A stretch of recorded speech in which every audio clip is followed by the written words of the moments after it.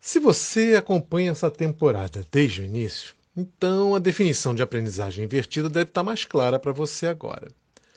Ela é uma metodologia ativa que tira o aluno da passividade da aula expositiva e transforma a sala de aula numa sala de atividades de aprendizagem, promovendo uma relação mais próxima do professor com os alunos, muito especialmente aqueles alunos que encontram mais dificuldade para aprender um conteúdo. Essa proposta deve ter despertado sua curiosidade em torno do como. Como se faz acontecer a aprendizagem invertida? Bem, na verdade, isso seria matéria para um curso inteiro.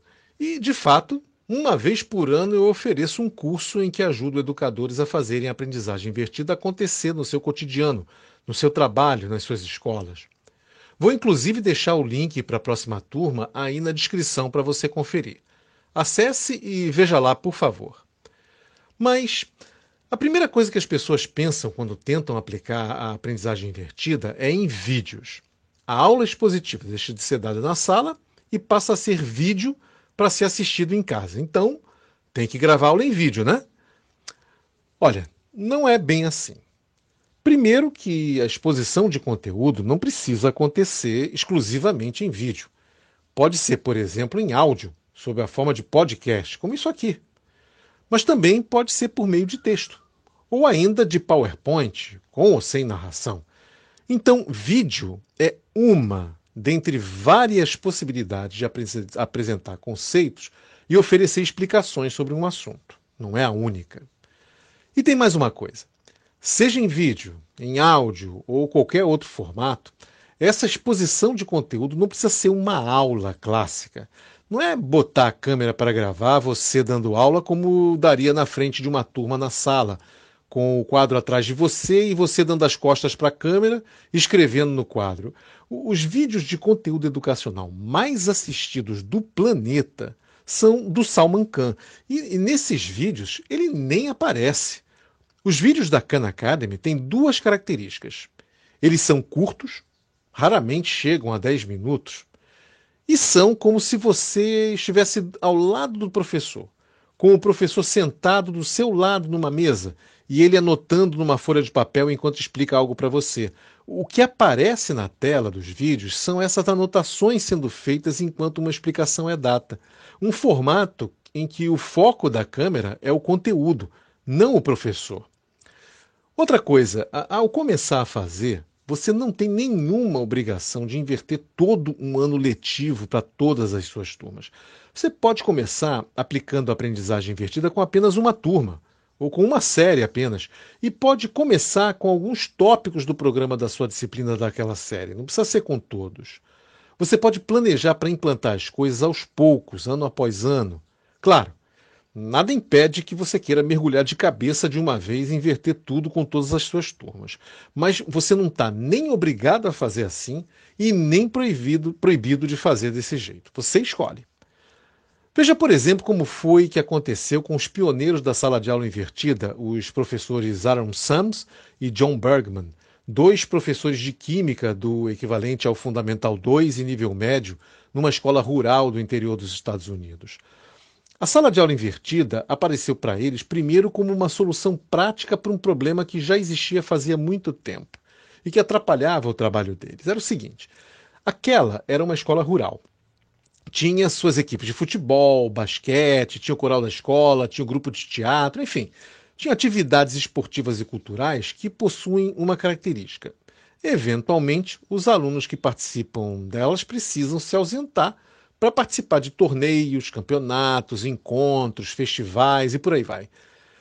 Sendo uma escola localizada no meio rural, isso implicava ter que fazer viagens de algumas horas, pernoitar em outro lugar, participar do campeonato, do festival e viajar de volta. Coisas que podiam levar até 3 dias. Claro, a escola dispensava os alunos das aulas daqueles dias, mas aí você pode imaginar um conteúdo como química e um pequeno grupo de estudantes perdendo aulas algumas vezes por ano. Esses alunos acabavam enfrentando dificuldades por causa daquilo. Não fazia o menor sentido querer tirar os alunos do time de futebol ou do grupo musical da escola. Então, como evitar os prejuízos que acabam vindo com ausências prolongadas assim? Num primeiro momento, os dois professores pensaram em gravar as aulas para os alunos que se ausentavam assistirem depois. Mas naquele tempo, meados da primeira década desse século, isso era meio complicado de ser feito. Vídeos são arquivos pesados. E vídeos com 50 minutos de aula, por exemplo, são mais pesados ainda. Aí eles descobriram o YouTube, mas o YouTube naquele tempo, que estava começando também, tinha restrições para a duração de vídeos.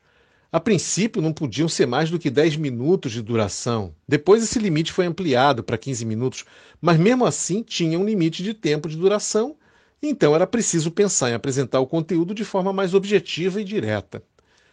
E assim fizeram eles com aqueles tópicos que alguns alunos iam perder por causa da viagem para algum lugar. Ou seja, lá no seu início, bem no comecinho, a sala de aula invertida estava sendo inaugurada não com todo o conteúdo de uma disciplina, mas apenas com alguns poucos, em função de um problema muito específico.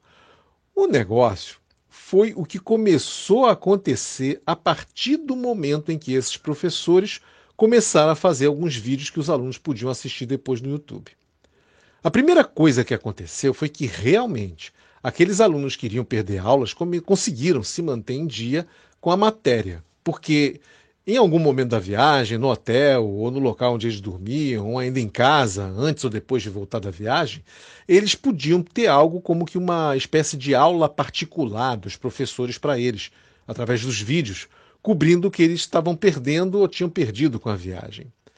Mas aí começaram a acontecer os efeitos colaterais.